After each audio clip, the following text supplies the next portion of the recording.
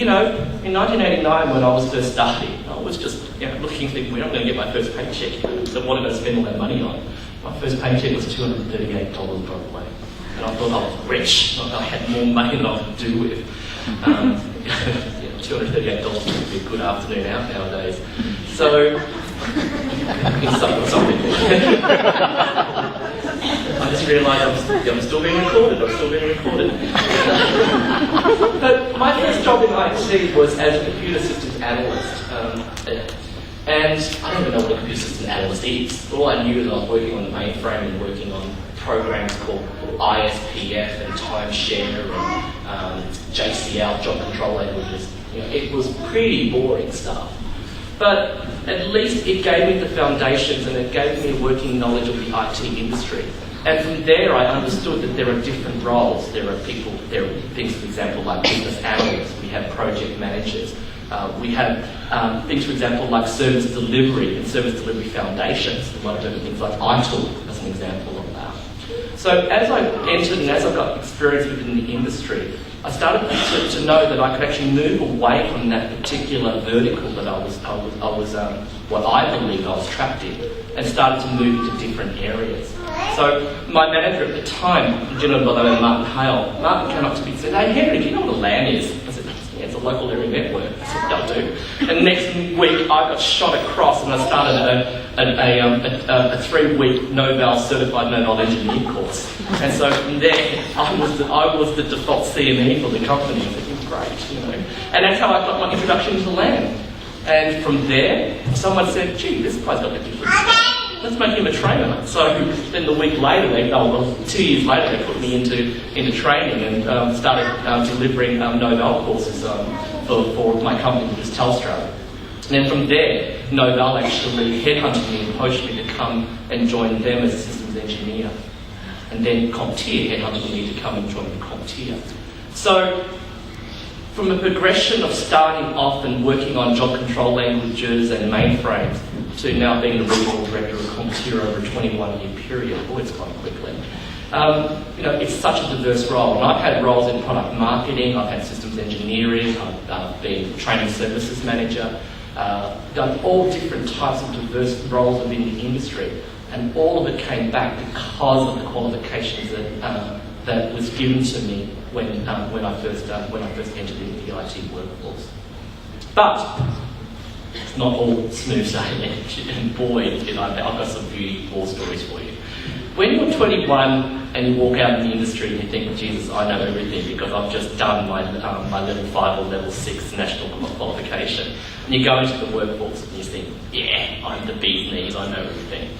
Same thing happened to me at Telstra. My first 6 months in the organisation, I was working on the mainframes, and my role was to monitor people, monitor connections for the home line. So, someone would ring up and go, "Hi, it's Joe Blogs. We want to put a new phone line into our home." So the system was called Decris, and Decris would take your order and assign a technician to place it into the job role. Me, being 21, 22-year-old, thinking this is pretty boring stuff. We learnt this really cool thing called scripting at uni. I can just write a script to do all this, because there was all of these, a huge database of people that needed phone connections. So what I did was actually write a script and put it all through, and submitted. Bonus. Next morning I get called to the office, in the manager's office. I'm thinking I'm going to get an award. This guy's, I'm the bee's knees. Really got fired. What happens? Goes back to cause and effect. Being this little, academically sound, theoretically all-knowledge person doesn't translate into the real world. What happened was, I didn't understand that there's only a finite number of technicians that can actually go and do the installations. So what I did was write this script to go through and put 1,000 jobs in and send it out to one depot. And they go, "We've got 2 trucks." And all these people sitting there waiting for their home connection, not ever going to turn up. So suffice to say that the IT department didn't look particularly good to the field technicians, and let's just say I got shafted to training the week after. I wouldn't be here as CompTIA if I didn't make that mistake. So you can learn from your mistakes and such. Now, the reason why we do that, and the reason why I mentioned that particular story, not because I like to relive past bad experiences in my life, but more because when you do a qualification, yes, academically we have all the theoretical knowledge that you learn as doing part of that diploma or advanced diploma, level 5, level 6, etc. But it's the vocational or the vocational experience, or what I should say, the hands-on or the industry experience that helps you to marry those two. So in one respect, you know, I could pick up a book and learn how to drive or learn how to fly a plane. That doesn't mean that the Air New Zealand are going to put me in front of an A777 or an A380. Just ain't going to happen. Even though I might know how, theoretically, how to fly a plane, doesn't mean I can.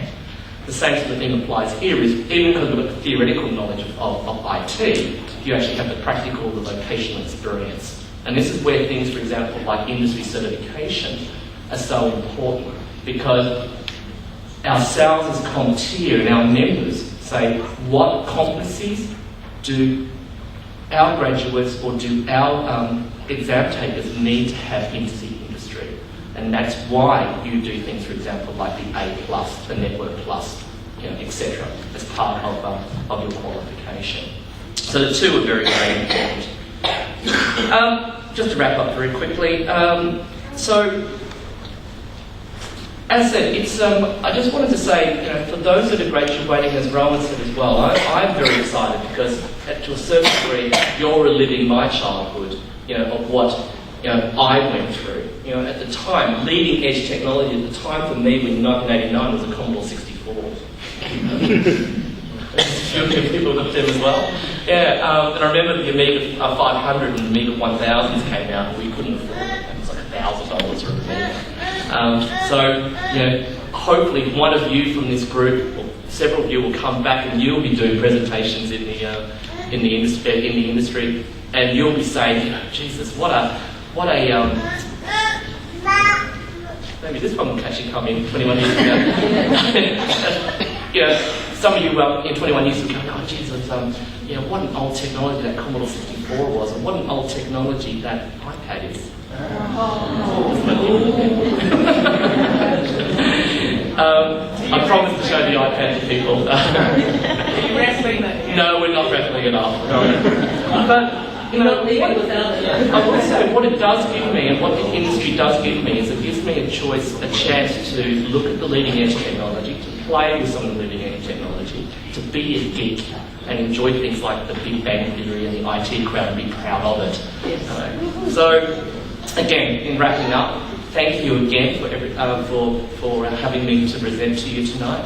I look forward to meeting and talking to a lot of the graduates and staff and families about your future careers within IT. I think I'm coming back to present a couple of awards and some certificates as well. But thank you very much.